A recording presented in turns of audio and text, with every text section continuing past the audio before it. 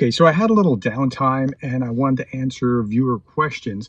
I put out on my community tab earlier in the day this question about like, what are the hard questions that you have for me? The question was, how do I feel as a conservative that most of my viewers are on the left side of the spectrum?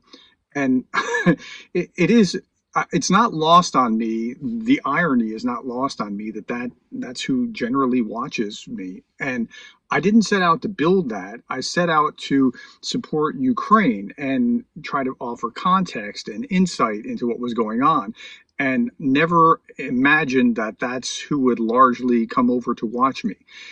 At a certain point I was like, wait, where did all the liberals come from? How did they all get here?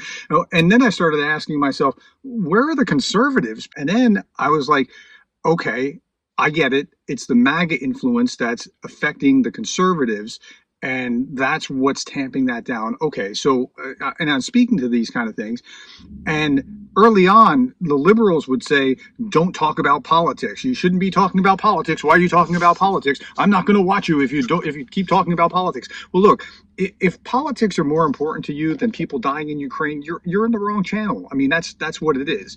And so, I have to cover politics, especially U.S. politics as it regards Ukraine. Now, I don't get into like school vouchers and tax credits and things, but like the 6 months that it took to talk about what was going to go to Ukraine or how the process worked, that was important to cover.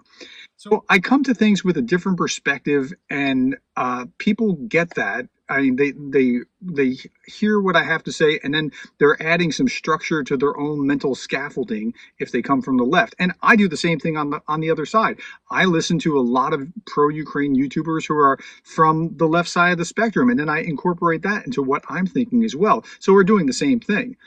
But getting a different perspective is always healthy. I'm here to try to understand what is going on and help you understand what's going on. And so I hope my perspective helps your perspective. Hopefully, I'm an example of civil dialogue, or a way that we can cooperate to graduate and get along. Like, I appreciate Johnny Pierce. He and I are very opposite in many ways, but we both can agree that Ukraine's important, and let's find the unity in where we can find unity.